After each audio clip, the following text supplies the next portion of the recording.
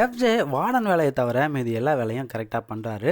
ஸ்டூடெண்ட்டாகவே மாறி ஸ்டூடெண்ட் கூட தான் அதிக நேரம் டைம் ஸ்பெண்ட் பண்ணுறாரு. நைட்டு பகல்னு எப்போ பார்த்தாலும் வியன்னா கூட தான் அதிக நேரம் பார்க்க முடியுது. அதனாலேயே வார்டன் வேலையை சரியாக பண்ண முடியல போல இருக்குது. பிரஜின் கூட வந்து கேட்டிருப்பாரு, ஸ்டூடெண்ட் கூட உனக்கு என்ன வேலைன்னு. அப்போ கூட நான் பாடம் நடத்திட்டு இருக்கேன்னு சொல்லி மழுப்பியிருப்பார் எஃப்ஜே. இதனால தான் பாருவும் சண்டை போட்டிருக்காங்க. அவன் வார்டன் வேலையை என்கிட்ட வந்து பண்ணுறதே கிடையாது, அசிஸ்டண்ட்டாக நடந்துக்கிறதே கிடையாது அப்படின்னு சொல்லியிருப்பாங்க. அவன் பாதி வேலையை செஞ்சால் தான் எனக்கு ஈஸியாக இருக்கும், அவனை வேலையை செய்ய சொல்லுங்கள் அப்படின்னு பிரின்ஸிபல் கிட்ட கேட்டு பார்த்தாலும், ஓ அப்படியா, இந்த ரூட்டுக்கு வரியா, நான் அப்போ வேலையை ரிசைன் பண்ணுறேன் அப்படின்னு சொல்கிறாரு எஃப்ஜே. இவங்க 2 பேருக்கு இடையில மாட்டிக்கிட்ட அமித்தும் பிரஜினும் தான் பாவம்.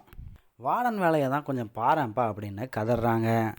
சொன்ன மாதிரியே எஃப்ஜேயும் வேணாவும் கொஞ்சம் ஓவராக தான் போயிட்டுருக்காங்க. பேசாமல் எஃப்ஜேக்கு ஸ்டூடெண்ட் ரோலை கொடுத்துருந்தா கொஞ்சம் ஜாலியாக தான் இருந்திருக்கும். 2 பேரும் சேர்ந்து லூட்டி அடிக்கிறதுக்கு ஈஸியாக இருந்திருக்கும். இதில் வியானாவோட தனி கேம் தான் பாதிக்கப்படுற மாதிரி தெரியுது. இதை பற்றின உங்களோட கருத்துக்களை கமெண்ட்ஸ் பாக்ஸில் ஷேர் பண்ணுங்கள்.